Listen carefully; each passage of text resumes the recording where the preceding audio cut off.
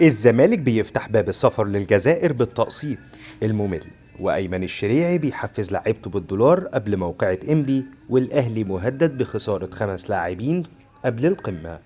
أهلا بكل أسود الزمالك. النهاردة معانا تفاصيل سفر الجمهور وتطورات قضية القيد ومفاجأة العروض الأوروبية لمدافعنا الدولي. تفتكروا الزمالك يقدر يخلص الدوري قبل ماتش الأهلي؟ قبل ما ندخل في التفاصيل، اخبط اللايك المتين واشترك في القناة وفعل الجرس علشان يوصلك كل جديد. الخبر الأول: الزمالك بيرفض الراحة واستعدادات إنبي.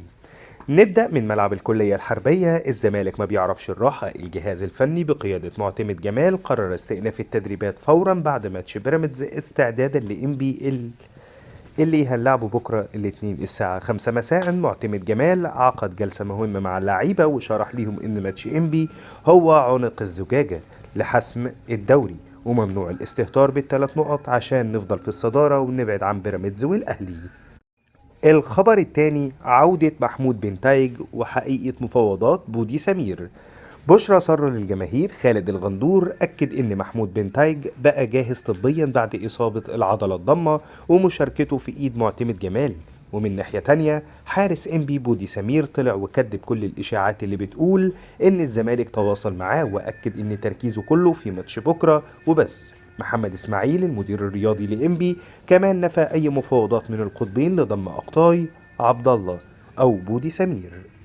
الخبر الثالث: تصريحات أيمن الشريعي المثيرة ومكافآت بالدولار.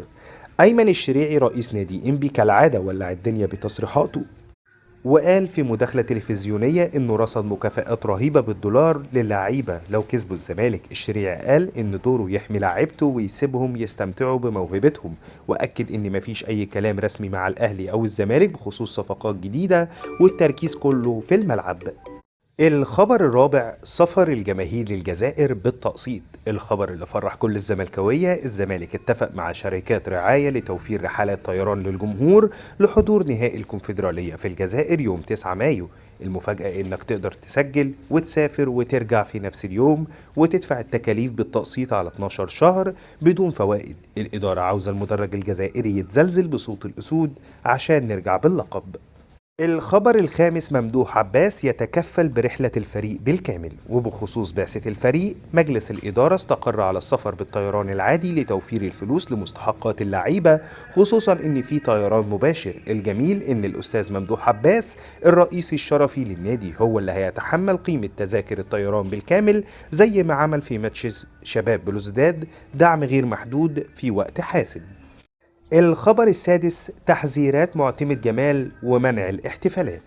معتمد جمال فرض حالة طوارئ ومنع اللعيبة تماما من التفكير في الاحتفال بالدوري حتى لو كسبنا. انبي حذرهم ان الدوري مخلصش، وطلب منهم يأجلوا اي كلام عن التتويج لحد ما نخلص ماتش الاهلي يوم 1 مايو عشان التركيز ما يهربش في الامطار الاخيرة. أما الخبر السابع: ملف تجديد فتوح ومحمد شحاتة. إدارة الزمالك بدأت تتحرك استباقيا، قرروا فتح ملف تجديد عقد أحمد فتوح فورا عشان ما يوصلش للفترة الحرة.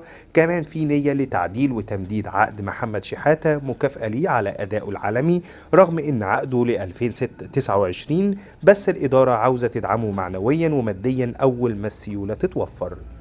الخبر الثامن: أندية أوروبية بتطلب حسام عبد المجيد. متيب الزمالك حسام عبد المجيد بقى مطمع لأوروبا. تقارير عالمية أكدت إن بورتو البرتغالي وأندرلخت البلجيكي ومعاهم 3 أندية إنجليزية وسويسرية بيراقبوا اللاعب. الزمالك بيميل للموافقة على احترافه لو جاله عرض مالي محترم، بس الكلام ده هيكون بعد كأس العالم.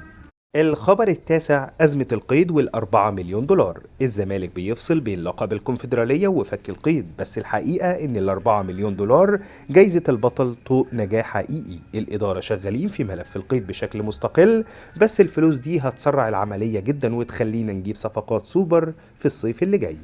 الخبر العاشر: مخاوف الغياب وصدمة الأهلي قبل القمة. نختم أخبارنا بأخبار القمة. الأهلي في ورطة كبيرة لأن عنده 5 لاعبين مهددين بالإيقاف لو خدوا إنذار قدام بيراميدز، منهم بن رمضان وهاني وكوكا. أما الزمالك فعنده ناصر منسي وبزيرة هم اللي مهددين. معتمد جمال رفض يريحهم قدام إنبي وقرر يدخل بالقوة الضربة لأن ماتش إنبي هو اللي هيحسم الدرع. وفي النهاية، تفتكروا مكافآت الشريعي بالدولار هتعطل الزمالك بكرة أما السؤال التاني، هل توافقوا على احتراف حسام عبد المجيد في بورتو البرتغالي؟ مستني رأيكم في التعليقات يا أسود، واللايك المتين عشان الفيديو يوصل لكل الناس. كان معكم أبو شيكا من قناة أسود الزمالك. سلام.